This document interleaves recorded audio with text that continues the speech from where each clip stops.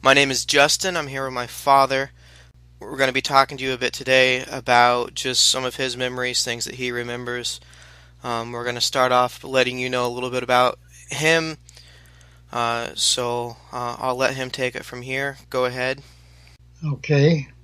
My name's Henry Allen, and I was born in Mystic, Kentucky back in December the 10th, 1936.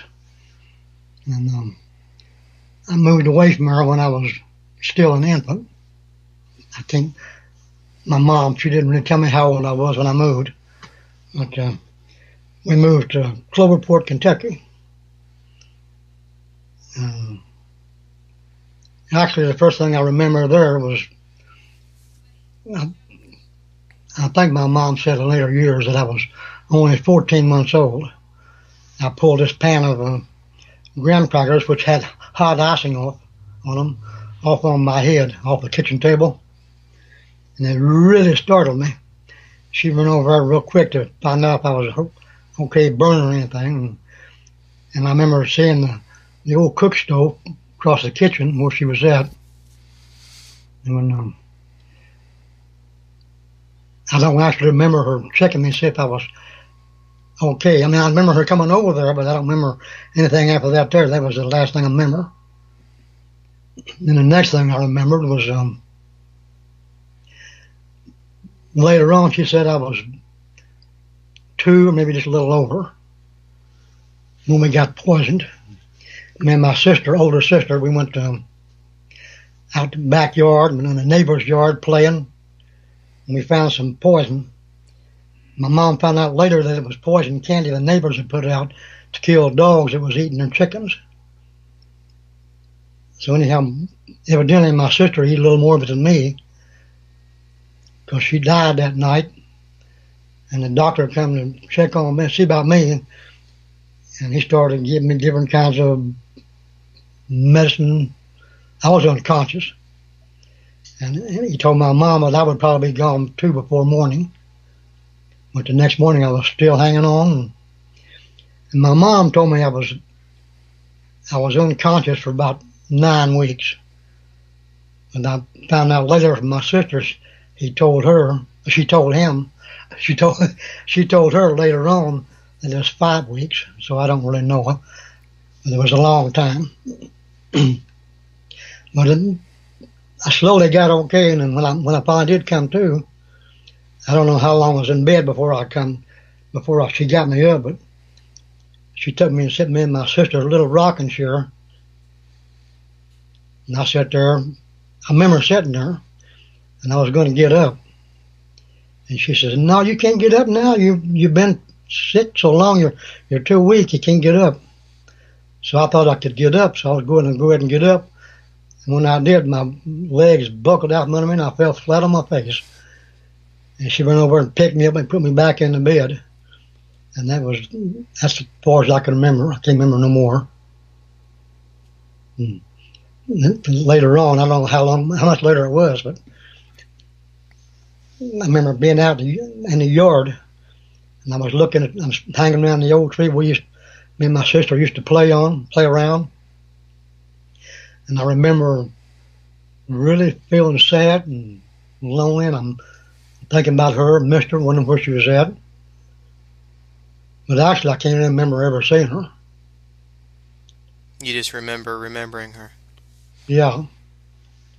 But while I was sitting there feeling so bad, a little neighbor kid, he came riding by on the sidewalk on his little tricycle. And he stopped. I don't know what he said, but anyhow, he asked me if I wanted to ride his tricycle. So he showed me how to ride it, let me ride it. And I rode it down the sidewalk. And that's the last thing I remember there. And I don't remember nothing from then till later on. My next memory was we had moved away from her, and we moved to the house with the oak tree or the tricycle.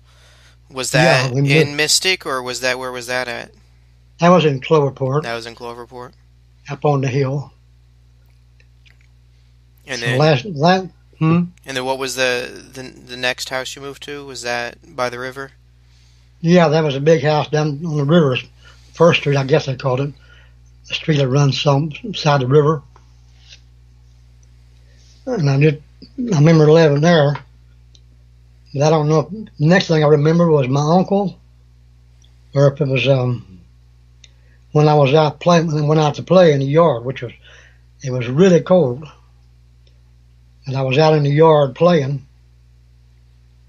I was in past the yard, and it was like in an old harvested out cornfield where nothing, corn stalks were sticking up. And I was out there playing. My mom, she hollered at me and told me to get in the house. It was too cold. And I didn't come in. And a few minutes later, she come back out, or she hollered at the door and says, "Get it back in this house. Have you lost your mind?" And I didn't come in right then either. I just kept on messing around there. And finally she come out there to get me. She said, "What are you doing out there anyhow in this cold?" And I said, "I'm looking for my mind." But anyhow, that's the last thing I remember there for the next episode, which is, I'm pretty sure it was when my uncle come by to see us. Or it could have been after the next incident, which was a guy lived upstairs in an apartment upstairs. He had a big motorcycle. And I remember sitting out there watching it, looking at the sickle a long time. And remembering how it looked, later on I realized it was a big old Indian because it had a great big long seat on it with a rail around it.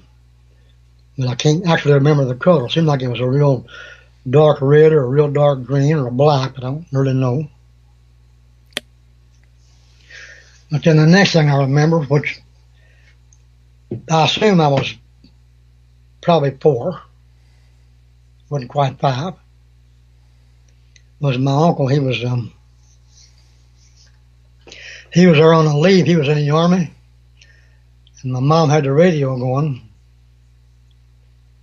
and it come over the radio that Pearl Harbor had been bombed. And my mom, she really got worried and upset and nervous. And my uncle, boy, he started jumping up and gathering up his stuff and putting it in his duffel bag or whatever you call it. He packed the stuff in.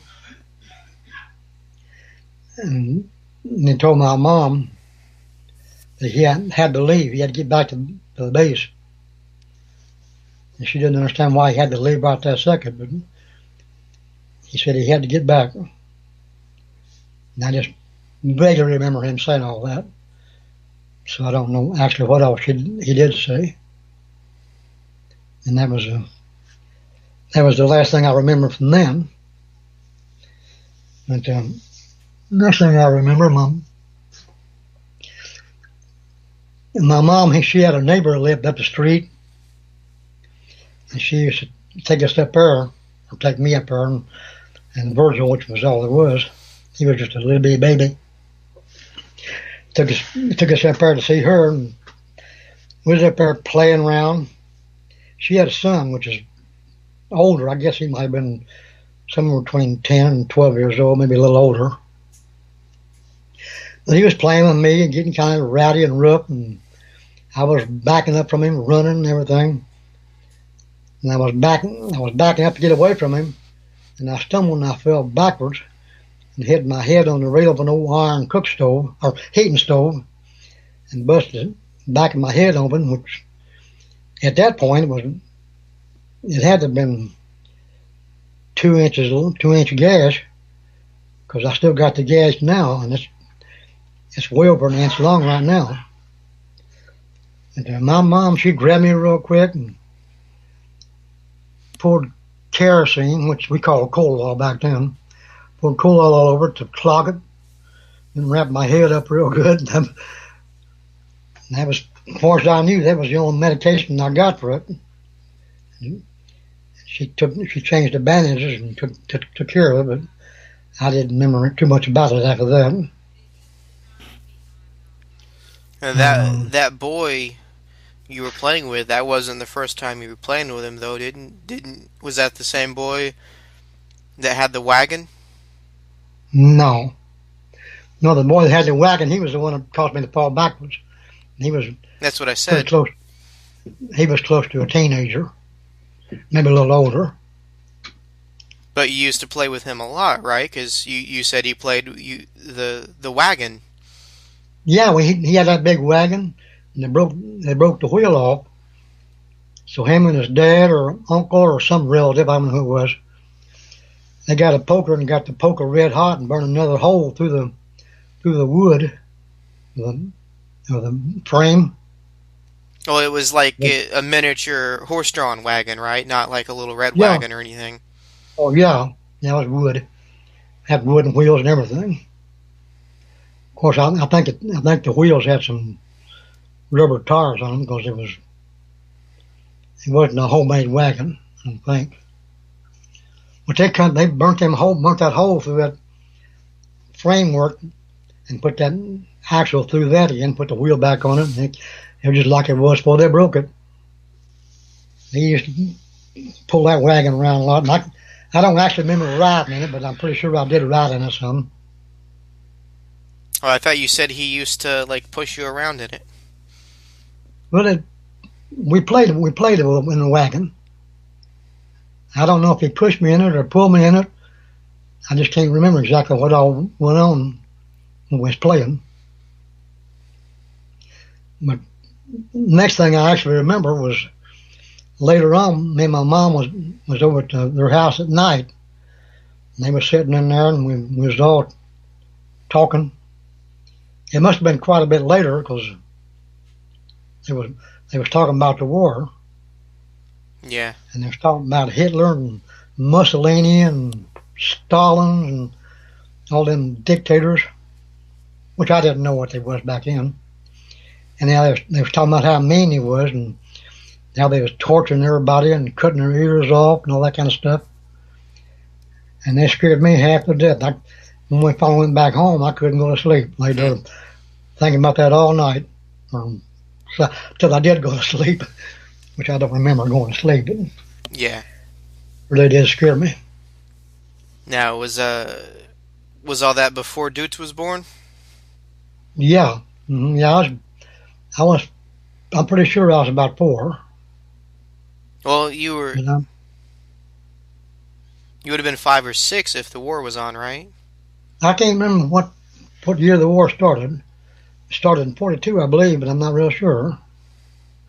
And I can't remember. I can't remember what particular day Pearl Harbor got bombed, and I can't remember the exact day when the war started. But I was in the neighborhood of 5, but I don't think I was quite 5. I'm not real sure. Well, Pearl Harbor was December 7th, 1941. So Yeah, it had to have been 42 if they were talking about the war. yeah. But did the war start in I December the imagine it 7th? started the day Pearl Harbor was attacked, which was No, the war didn't December actually start 7th. at the time, and they waited a little while. Oh, I don't know if it's a week or so, or a few weeks or a month. I can't remember. I don't really remember when it started, but I'm thinking it's just a few days before my birthday, yeah. December the 7th or something like that. That's when Pearl Harbor was on the 7th. Well, I'm not real sure when the war started then. Anyway, what house were you living in then? Was that when you lived by the curve, or were you still by the river? Well, I lived closer to the curb.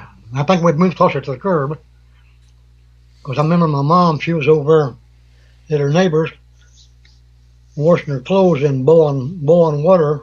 They'd boil their clothes in water. Then they would scrub them with lye soap or P&G soap if they bought it at the store. But she was over there the biggest part of the day, and I was hungry, so I decided to go home and fix some dinner for my mom. How old were you? Like I say, I didn't know if I was quite 5 or if it was before I was 5. But it was reasonably warm outside. because I don't recall it being cold at that particular time. But I found a bunch of stuff in the kitchen, peeled some potatoes, and I can't remember what all I got, but she didn't have a whole lot of stuff to start with.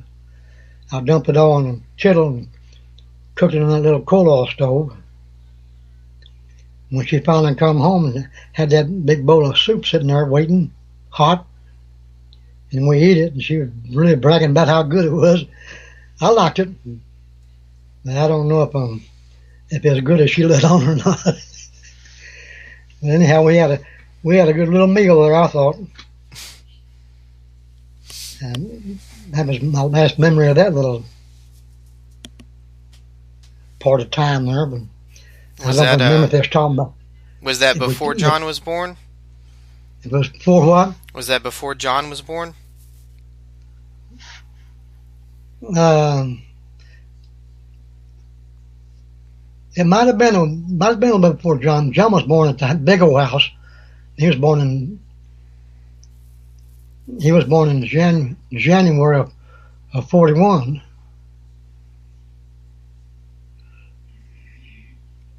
So I'm not real sure. I can't remember. Well, that would have been after he was born then, because then didn't you? That would have been after you moved to Stevensport for a week. Yeah. Well, we moved to.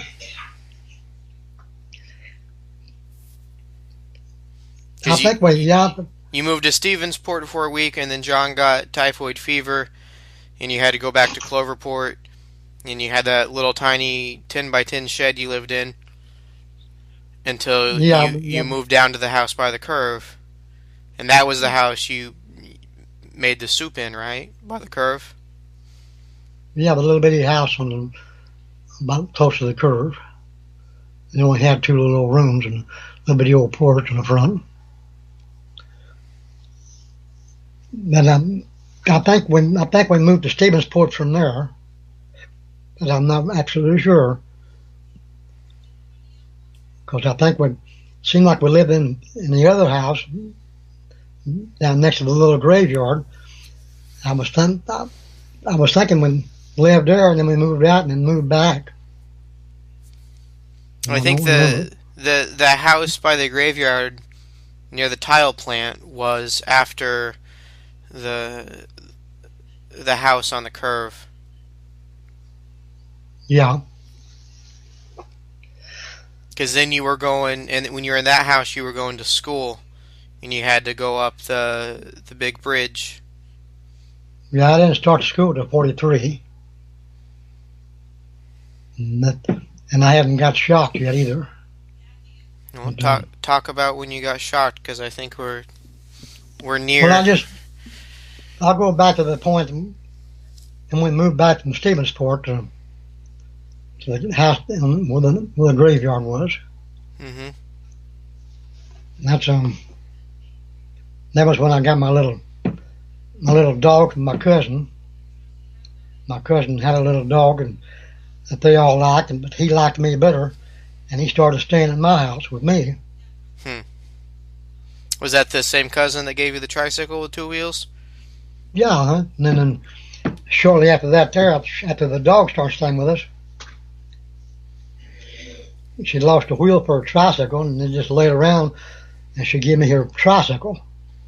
And my neighbor, I rode it around a little bit, practicing trying to ride it, and I rode it on two wheels, with the one side tilted up in the air about a half a foot, where I could balance it out. And I rode it like that, and the landlord thought I was so cute riding my little tricycle like that. He managed to pull the old foot stand up out of the way and scooted the wheel up against the frame and fastened it where it wouldn't go backwards and forth. And I rode it like that for a while. And later on, he decided to fix it right. So he took that bar off, that foot stand. He took that foot stand off and cut that axle off and had my wheel stable against the frame. So I was just like it on a little bit of two-wheel tricycle, which was really nice then because I could really ride it again then.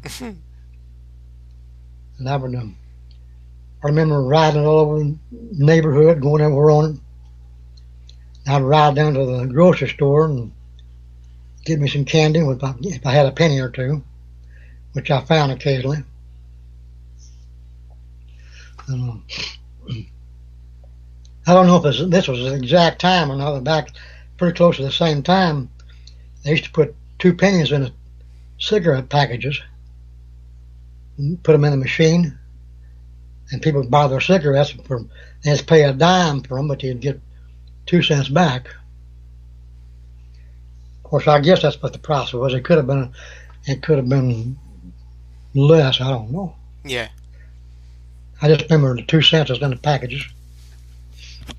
I'd ride my little tricycle around like that there, and I remember seeing 2 or 3 bigger girls on their bicycles riding around, and I was chasing them on my little tricycle trying to catch them, and they slowed down and looked back at me, and they just laughed and carried on. Thought I looked so cute riding my little tricycle. And, I don't remember how long I rode that tricycle, but after I had the tricycle and I was riding it around a lot, my landlord gave me a slingshot, made me a slingshot, and I was out playing around, shooting my slingshot, and pretty close to the same time, after I got the slingshot, he gave me a pocket knife and a little old whet rock, and he showed me how to sharpen it up. If I wanted to sharper. Meanwhile, while I still had the knife, and I had the tricycle and the slingshot, I was out riding around one day, and I was shooting my slingshot, and I shot it. He went by in his car, and I shot his car. I was shooting him with my slingshot while he was driving his car. Anyhow, I had told my dad took my slingshot away from me. But then I didn't have too much to do then. Ride my tricycle and play with my pocket knife. So I was trying to sharpen my pocket knife up, and I got it sharp. And I was going to close the blade. And when I closed the blade, it snapped closed on top of my index finger and cut the end of my finger off, which was half the part of the fingernail and the bottom part of my finger. And it was just hanging there, like me midair. And I went crying my mom real quick, and she grabbed my hand and poured some coal oil on it, wrap it up real nice and tight. And it growed back on. I don't know how it did, but my finger grew back on. Of course, the end of my fingernail, it pulled off. She had to pull it off because it was just hanging there. Yeah. And she might have pulled that off before she put the coal oil on. I don't know. Might have got the scissors and cut it off. It got okay. Didn't get sore or anything. So. How old were you? Well, I guess I was 5 or close to 6. I'm not real sure. I must have been getting close to 6 because that was just a little bit before I got electrocuted. Yeah. But at one point, I don't know if it's the exact time, but my little brother, he could walk. John, he was old enough he could walk a little bit. He was walking around. Next thing I know, my mom, she got to looking for him. He wasn't what she thought he was going to be, and she got really upset because he was gone. She couldn't find him. And I run down towards the railroad tracks looking for him. And I got down there. Before I got to the tracks, I found him walking around there. So I got him and took him back home. When I got home, instead of telling my mom where he was at, I told my first lie. I told him, I guess I just wanted a little excitement or something. I don't know why I told her that, but I told her I found him on the other side of the railroad track. And I don't know why I told her that. Sure did feel strange telling a lie. But, Later on, I told her that he wasn't on the other side of the track, and I just told her that. She acted like she was upset because I told her that. But she didn't whip me or didn't say anything about it. Kind of got over that there. And later on, after that there, my poor little dog, he got hit by a car. He drug himself up to the house on his front with his front feet and broke his back, I guess. Mom said it broke his back. Yeah. Like, she told me I couldn't pet him. She don't pet him, he'll bite you. He's in a lot of pain. Wasn't nothing she could do, I guess. But he laid out there in the yard, and I would watch him from the door, but she wouldn't let me go out there. And he crawled away, and he crawled down behind the house, which is down a real steep hill towards the river, and got about midway in an old cornfield down there. I guess it was, I don't know if it was a cornfield, but anyhow, wasn't much in it. I could see him laying down there. And I kept watching him down there and see if he was going to be moving or anything, and he never did move. Hmm. And he laid down there and died. And that really hurt me. Yeah. And, I guess I got over it being young, though. Anyhow, I ain't never forgot it. But later on after that, there was it was when I was 6. I remember different things back then, but I don't actually remember anything that was really worth talking about. But I was 6 because I was looking forward to going to school. And I was still 42, but it wasn't 43 yet, because I turned 7 in 43, as far as I can remember. I can figure it up real quick, but. And then have 2 or 3 older boys that I've seen before, and they come by there playing, messing around, and they let me run around with them. And they was all going to go down the river. They had matches. So we went on down toward to the tile plant. It was where my dad worked at, making tiles. They made sewer tiles and roofing tiles, and everything was red. Hmm. All the tiles they made was red. We walked down their way, prowling around, messing around, looking, and we got some old newspapers or something, maybe the sacks, I forgot, and tore them in little pieces and rolled us some cigarettes out of leaves and junk. And they lit theirs up and was smoking them, and I had mine, which is sloppy looking. I lit it and puffed on it a little bit, trying to feel like I was smoking. I don't know if I got any smoke in my mouth or not. Then anyhow, we quit doing that. We walked on down to the river. We got down to the river and played in the river. Of course, we grabbed hold of a few vines on the way down. I don't know what kind of vines it was, but we always called them grapevines. Even later on in years, everybody called them grapevines. We were swinging on the vines and everything, going down the river, and got down. We played in the river, wading around. I don't know if any of them went swimming or not, but me, I just waded in the water and waded around the water there, and everybody got tired playing in the water, so we got out and was coming back up the hill. River was about, seemed like it was about a fourth of a block down a pretty steep hill to the river. We come back up the hill there, swinging on vines and things. And before we got to the top, it was almost to the top.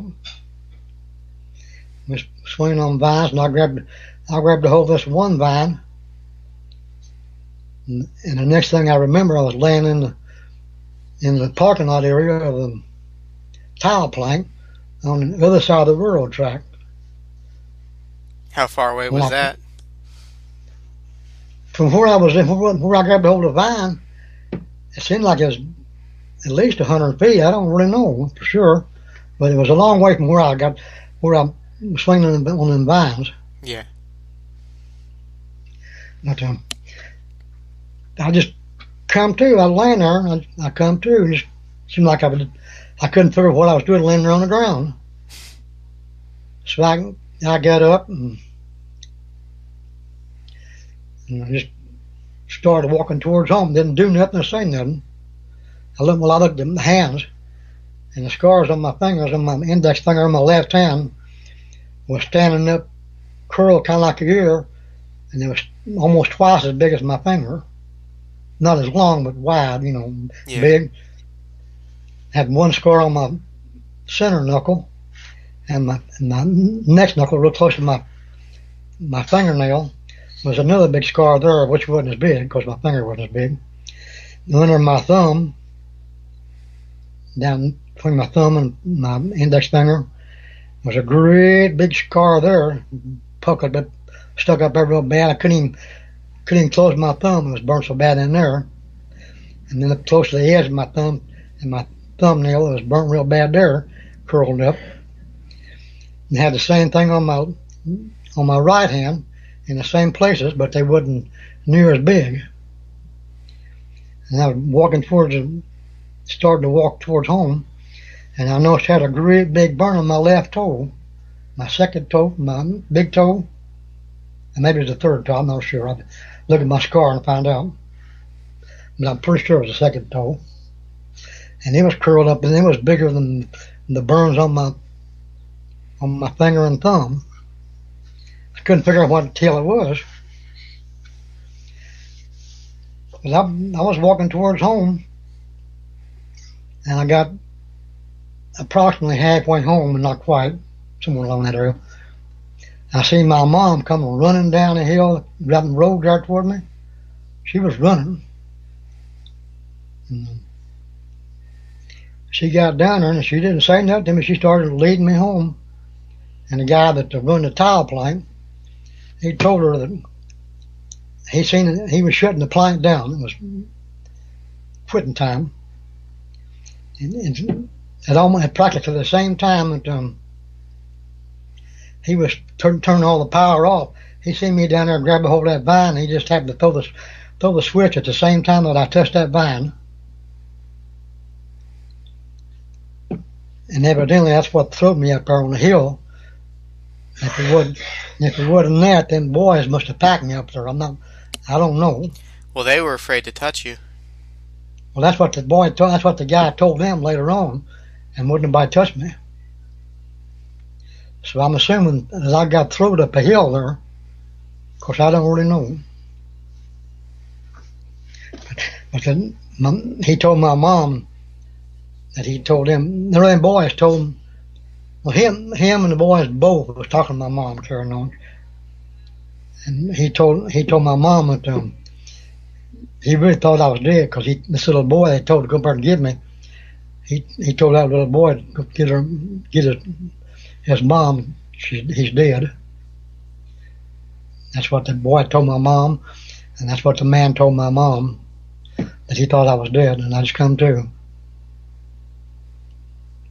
But she finally got me up to the house and took me to the doctor. I don't know who was watching the other two kids. Because Deuce, he was just a little bitty baby. Real little. He was born in 42. Yeah. March of 42. So he wasn't even 6 months old.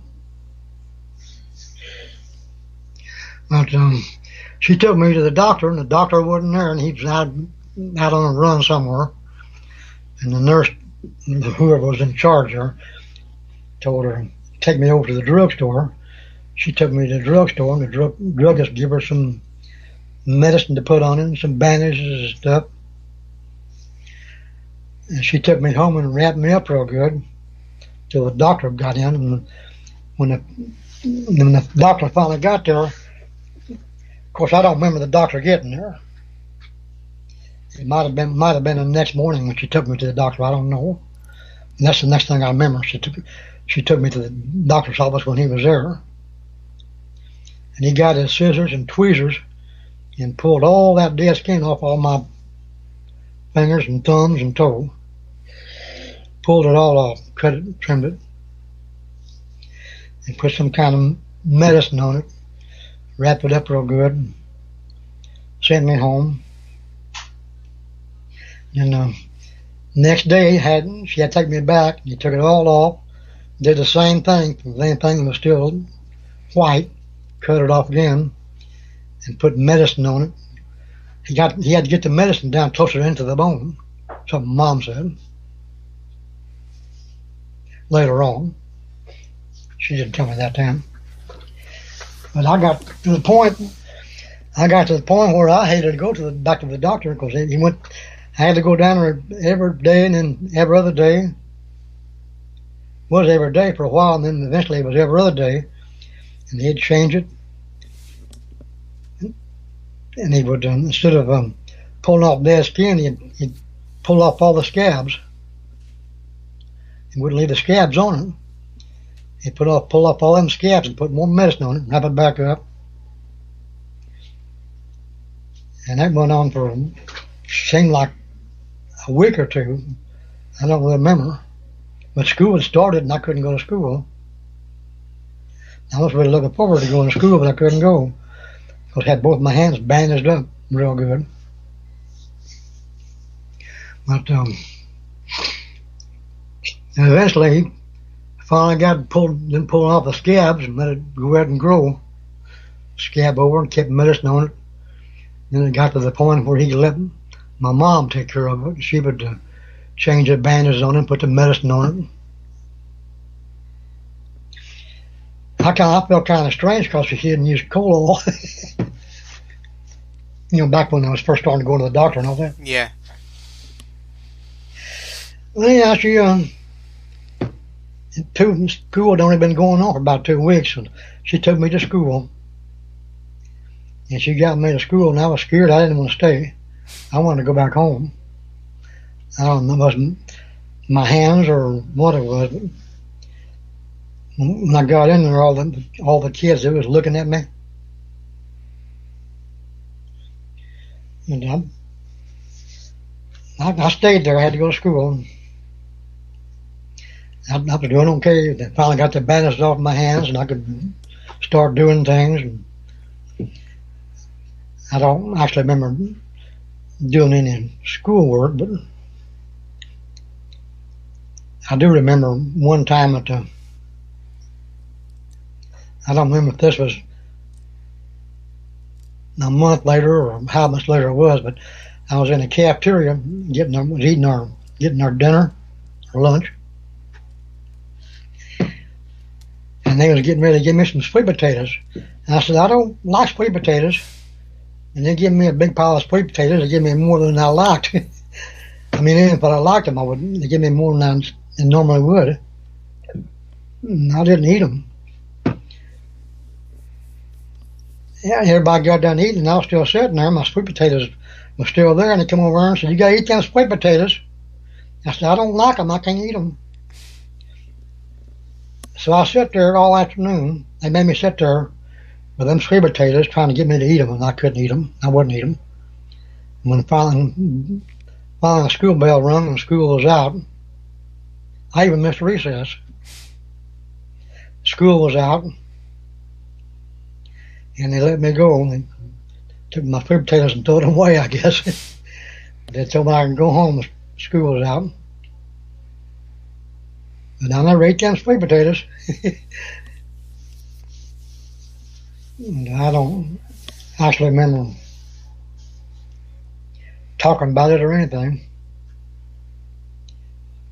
But it's pretty close to that time when I was going home from school, and I was walking along there, and this dog, he come running after I passed, this dog come running out of the yard, barking at me, chasing me. And I thought he was going to bite me. And I started running like crazy, trying to get home. That dog nipped both my ankles, made them bleed. Of course, he was probably just playing. He wasn't mad if he was. He just jumped on me and bit me bad, but I just assumed he was wanting to play. Not then, but now. Later Yeah. on, I assumed that. When I got back home, and my wife, she was looking at it, and it was bleeding. I don't know what she did to it, but it got okay. But then it was, I can't remember if it was before that, before I started school or after I started school. It was pretty close to the same time. My mom would send me down to the grocery store down by the railroad tracks there to get some, and she had a charge. Now she just put it on the bill, Mm-hmm. and I got to the point when I go down there, every time I go down there to get some, I'd give me a couple pieces of candy, and she put it on the bill, or the guy would put it on the bill. Later on, when Dad, when he get paid, he'd go down and pay the bill.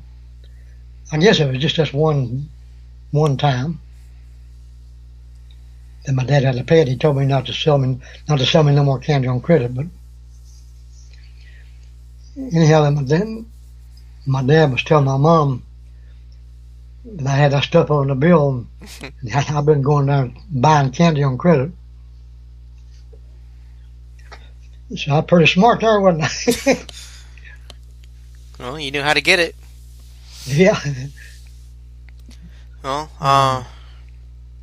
not to cut you off or anything, but I think we're at a stopping point, so we'll pick it back up some other time. Yeah, it's a Um, good time to quit. for anybody who is listening in and is unaware, the tile factory incident was a downed power line, I suppose. Oh, it's 5,000 volts too, they said. 5,000 volt power line that was part of the factory itself. Because you went in through the story and explained it really well, but you never mentioned what it was. You just said you touched a vine and went flying. I always did talk about it, but I just didn't that time. But he told my mom it was a 5,000 volt wire. It shocked me. And by all rights, should have been dead. Um, and the guy thought I was dead because he told the boy to tell my mom I was down there dead. Yeah, And I was, my mom said I was the color of a beet fresh out of the garden, a raw meat. yeah. That's what color I was all over. So I don't know what happened, but She ran down there so hard she ran her shoes off, and you never found her shoes. mm, Remember that? uh, So seemed like that's I what you did. told me. She ran down there so hard she ran her shoes off of her feet, and you could never find them. Yeah, I just and talking about stuff. Memories are not as good as they are when you're just thinking. Yeah, I know. All right, well, we'll stop here and we'll pick it back up probably next week, something like that.